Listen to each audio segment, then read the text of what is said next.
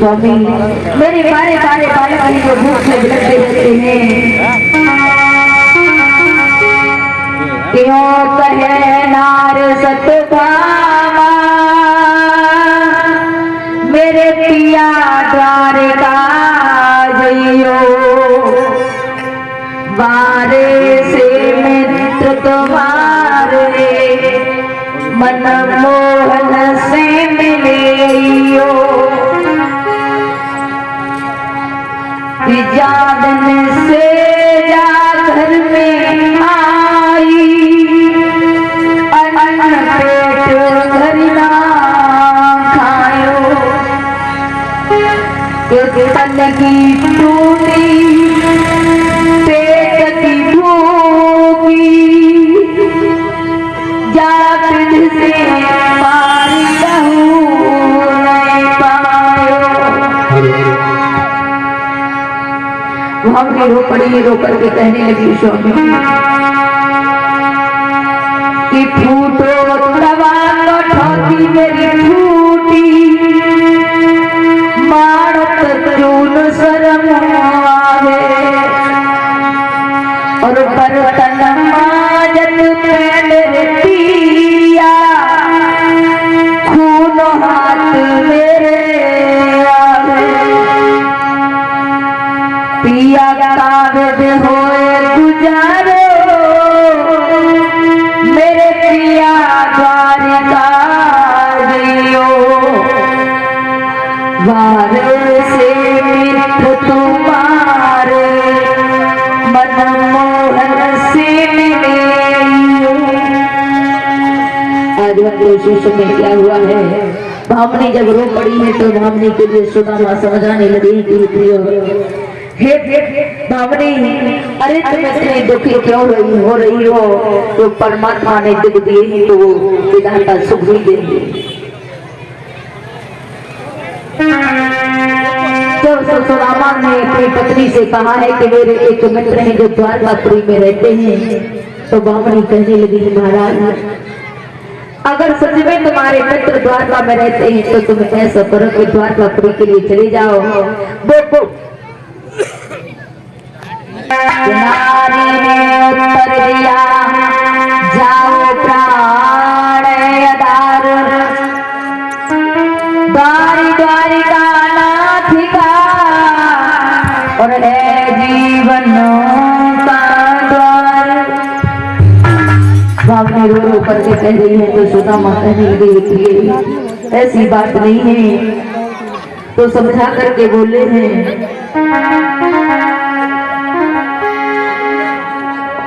कि जब दातन थे तब दूत दया,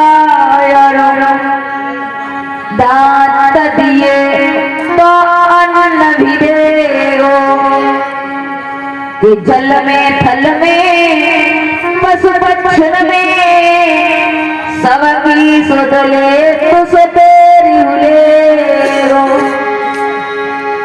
कि जान गुदे तो अजान गुदे जहान को दे तुझे रे मन मूर्ख सोच क्यों करे, सोच करे कुछ बाज न हो।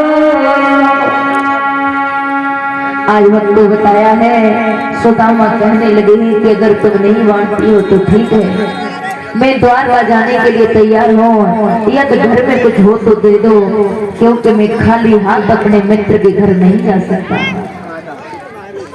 तो बामनी ने जब इतनी बात सुनी तो देखो कि घर में तो अभी कुछ नहीं है, तो एकदम नगर की ओर दौड़ी है और उसी समय द्वारे द्वारे जाकर के बामनी और भीख मांगने लगी। द्वारे द्वारे जिस वक्त मांगने लगी है तो वक्त उसी समय पर क्या होता है,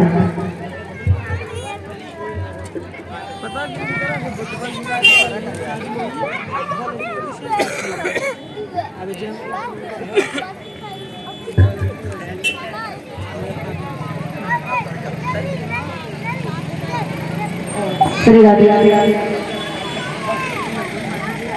और इसी रीति में हमारे अमरपाल साहब जी आए हुए हैं हमारे बीच में, जो सम्मान करना चाहते हैं।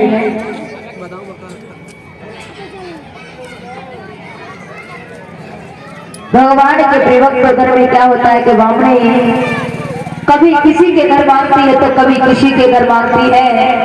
तो एक पड़ोसन कहने लगी है कि रे बहना, जो तू पहले का लेकर के गई थी अभी तक तूने वापस नहीं किया और तू फिर से लेने को आई है।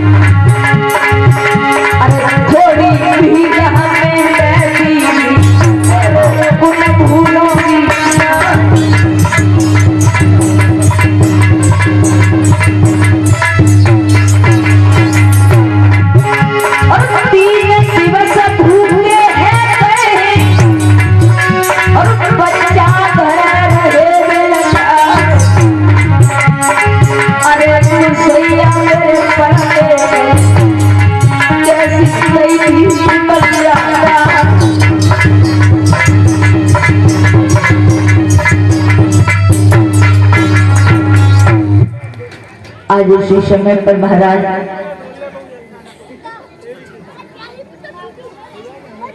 भगवान के प्रिय भक्तों बताया है कि भगवान श्याम सुंदर मुरली मनोहर आज उसी समय पर द्वारकापुरी में निवास कर रहे हैं। बामणी द्वारे द्वारे और भीख मांग रही है, कोई भीख नहीं दे रहा।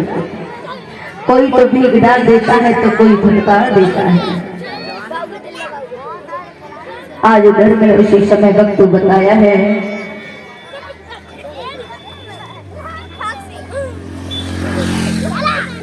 और इस बीच में